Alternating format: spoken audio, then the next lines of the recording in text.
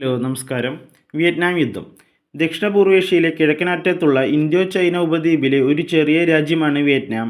19-ാം നൂറ്റാണ്ട് മുതൽ Indo China പൂർണ്ണമായും ഫ്രഞ്ച് അധീനതയിലായിരുന്നു. ഫ്രഞ്ച് അധിനിവേശത്തിനെതിരെ വിയറ്റ്നാമിൽ രഹസ്യമായ പ്രവർത്തനങ്ങൾ നടന്നിരുന്നു. 1941-ൽ വിയറ്റ്നാമീസ് സ്വാതന്ത്ര്യസമര നേതാവ് ഹോച്ചിമിൻ്റെ നേതൃത്വത്തിൽ ചൈനയിൽ രൂപീകരിക്കപ്പെട്ട വിയറ്റ്നാമിൻ അഥവാ വിയറ്റ്നാം സ്വാതന്ത്ര്യ ലീഗ് പിന്നീട് വിയറ്റ്നാം സ്വാതന്ത്ര്യസമരത്തിൻ്റെ പ്രധാന വേദിയായി. വിയറ്റ്നാമിൽ യാതൊരുവിധ രാഷ്ട്രീയ പ്രവർത്തനങ്ങളും ഫ്രഞ്ചുകാർ അനുവദിക്കാഞ്ഞതുകൊണ്ടാണ് ഹോച്ചിമിൻ സംഘടന ചൈനയിൽ വെച്ച് രൂപീകരിച്ചതും പ്രവർത്തനങ്ങൾ നടത്തിയതും. രണ്ടാം ലോകമഹായുദ്ധകാലത്ത് ഇന്തോ ചൈന പൂർണ്ണമായും ജപ്പാന്റെ അധീനതയിലായി. വിയറ്റ്നാമിലെ ഫ്രഞ്ച് ഭരണം അവസാനിപ്പിച്ച ജപ്പാൻ സൈന്യം ബവോദായി രാജാവിൻ്റെ നേതൃത്വത്തിൽ അവിടെ ഒരു പുതിയ ഭരണം സ്ഥാപിച്ചു. 1945-ൽ ജപ്പാൻ യുദ്ധത്തിൽ പരാജയപ്പെട്ടതോടെ അവിടെ നിയന്ത്രണം ഏറ്റെടുക്കാൻ ഹോച്ചിമിൻ്റെ നേതൃത്വത്തിലുള്ള വിയറ്റ്നാമിൻ ശ്രമങ്ങൾ ആരംഭിച്ചു. എന്നാൽ യുദ്ധം വിജയിച്ചതോടെ ഫ്രഞ്ചുകാർ വീണ്ടും വിയറ്റ്നാമിലേക്ക് എത്തിച്ചേർന്നു. ഒരിക്കൽ കൂടി വിയറ്റ്നാം ഫ്രഞ്ച് അധിനിവേശത്തിലായി. ഫ്രഞ്ച് അധിനിവേശത്തിനെതിരെ വിയറ്റ്നാമിൻ സ്വാതന്ത്ര്യസമര സേനാനികൾ 1946-ൽ നടത്തിയ വിപ്ലവം പരാജയപ്പെട്ടു. എന്നാൽ കമ്മ്യൂണിസ്റ്റ് പ്രസ്ഥാനമായ വിയറ്റ്നാമിൻ ഹോച്ചിമിൻ്റെ നേതൃത്വത്തിൽ ശക്തി പ്രാപിക്കുന്നതിൽ ഉത്കണ്ഠാകുലരായ ഫ്രഞ്ചുകാർ പഴയ രാജാവ് ബവോദായിയെ വിയറ്റ്നാമിലെ നാമമാത്ര ഭരണാധികാരിയായി പ്രതിഷ്ഠിച്ചു. ഭരണാധിപൻ രാജാവായിരുന്നുവെങ്കിലും അധികാരം ഫ്രഞ്ചുകാരുടെ കൈകളിൽ തന്നെ നിലനിന്നു. 1950-ൽ വിയറ്റ്നാമിലെ ഗവൺമെൻറ്റായി വിയറ്റ്നാമിൻ സ്വയം പ്രഖ്യാപിച്ചു. ചൈനയിലെ കമ്മ്യൂണിസ്റ്റ് ഭരണകൂടം വിയറ്റ്നാമിലെ യഥാർത്ഥ ഗവൺമെൻറ്റായി വിയറ്റ്നാമിൻ ഭരണകൂടത്തെ അംഗീകരിച്ചു. ഇതിന് പകരമായി ഫ്രഞ്ചുകാരെ സഹായിക്കുന്ന അമേരിക്കയും ബ്രിട്ടനും വിയറ്റ്നാമിൽ ബവോദായി ഗവൺമെൻറ്റിനെയും അംഗീകരിച്ചു. വിയറ്റ്നാമിൻ ഭരണത്തിന് സോവിയറ്റ് യൂണിയൻ്റെ പിന്തുണയും ലഭിച്ചു.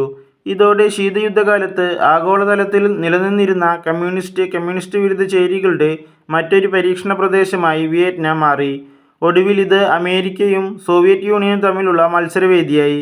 ബവോദായി ഗവൺമെൻറ്റിന് അമേരിക്ക സൈനിക സാമ്പത്തിക സഹായങ്ങൾ നൽകിയപ്പോൾ വിയറ്റ്നാമിൻ ഗവൺമെൻറ്റിന് സമാന സഹായങ്ങളുമായി സോവിയറ്റ് യൂണിയനും ചൈനയും എത്തി.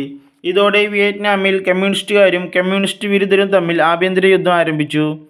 1954-ൽ സ്വിറ്റ്സർലാൻഡിലെ ജനീവയിൽ നടന്ന ദീർഘമായ ചർച്ചകൾക്കൊടുവിൽ വിയറ്റ്നാമിൽ ആഭ്യന്തര യുദ്ധം അവസാനിപ്പിക്കാൻ തീരുമാനമായി. ആഭ്യന്തര യുദ്ധം അവസാനിപ്പിക്കുന്നതിൻ്റെ ഭാഗമായി വിയറ്റ്നാം രാജ്യത്തെ ദക്ഷിണ വിയറ്റ്നാം, ഉത്തര വിയറ്റ്നാം എന്നിങ്ങനെ രണ്ട് രാജ്യങ്ങളായി വിഭജിക്കാൻ വൻ ശക്തികൾ തീരുമാനിച്ചു. ഉത്തര വിയറ്റ്നാമിൻ്റെ ഭരണസാരഥ്യം ഹോച്ചിമിനും ദക്ഷിണ വിയറ്റ്നാമിൻ്റെ ഭരണം ബവോദായി രാജാവിനും നൽകപ്പെട്ടു.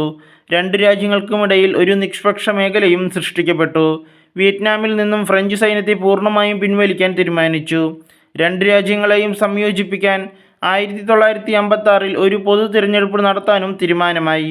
എന്നാൽ തിരഞ്ഞെടുപ്പ് നടന്നാൽ ഹോച്ചിമിൻ്റെ നേതൃത്വത്തിലുള്ള വിയറ്റ്നാമിൻ പാർട്ടി വിജയിക്കുമെന്നും രാജ്യാധികാര നഷ്ടമാവുമെന്നും മനസ്സിലാക്കിയ പുതിയ ദക്ഷിണ വിയറ്റ്നാം രാജാവ് ദിൻ ദിയാൻ തിരഞ്ഞെടുപ്പ് നടത്താൻ വിസമ്മതിച്ചു. അദ്ദേഹത്തിന് അമേരിക്കയുടെ പിന്തുണയും ഉണ്ടായിരുന്നു. ഏറെ കഴിയുന്നതിന് മുൻപ് തന്നെ ദക്ഷിണ വിയറ്റ്നാമിലെ ഹോച്ചിമിൻ അനുയായികൾ നാഷണൽ ലിബറേഷൻ ഫ്രണ്ട് എന്ന സംഘടന രൂപീകരിക്കുകയും രാജ്യഭരണത്തിനെതിരെ കലാപങ്ങൾ നടത്താൻ തുടങ്ങുകയും ചെയ്തു. ദക്ഷിണ വിയറ്റ്നാമിലെ കമ്മ്യൂണിസ്റ്റ് കലാപം അടിച്ചമർത്താൻ അമേരിക്ക സാമ്പത്തിക സൈനിക സഹായം നൽകി.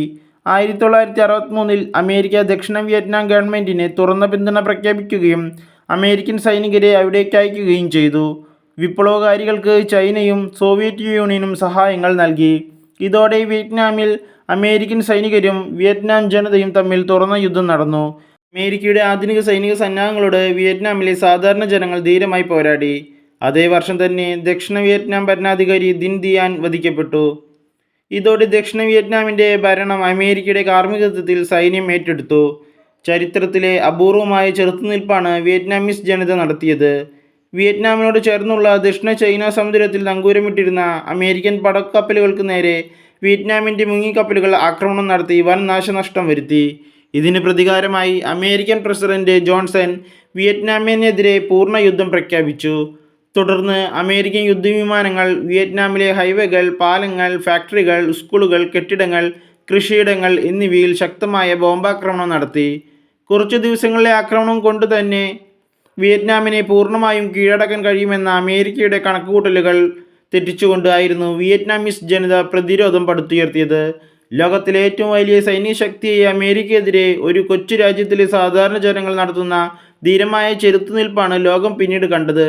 1967 ആയപ്പോഴേക്കും അമേരിക്കയുടെ ഏതാണ്ട് 1000-ലധികം യുദ്ധവിമാനങ്ങൾ വിയറ്റ്നാമീസ് ജനത നശിപ്പിച്ചു കഴിഞ്ഞിരുന്നു. എന്നിട്ടും ഗ്രാമപ്രദേശങ്ങളിലെ ബോംബിംഗ് അമേരിക്ക നിർത്തിയില്ല. യാതൊരു യുദ്ധ നിയമങ്ങളും പാലിക്കാത്ത ആക്രമണമായിരുന്നു അമേരിക്ക നടത്തിയത്.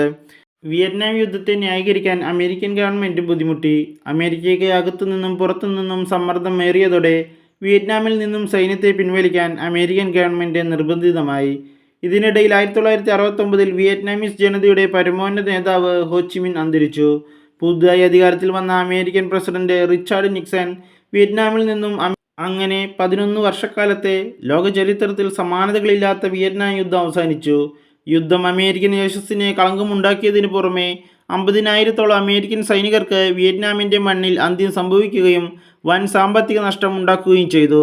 10 ലക്ഷത്തോളം വിയറ്റ്നാംകാർ യുദ്ധത്തിൽ കൊല്ലപ്പെട്ടു. വിയറ്റ്നാമിൻ്റെ കൃഷിയിടങ്ങളും പണിശാലകളും കെട്ടിടങ്ങളും തകർന്നു. സാമ്രാജ്യത്വ കയ്യേറ്റത്തിനെതിരെ ദേശീയതയുടെ വിജയമാണ് വിയറ്റ്നാം യുദ്ധം വിശേഷിപ്പിക്കുന്നത്.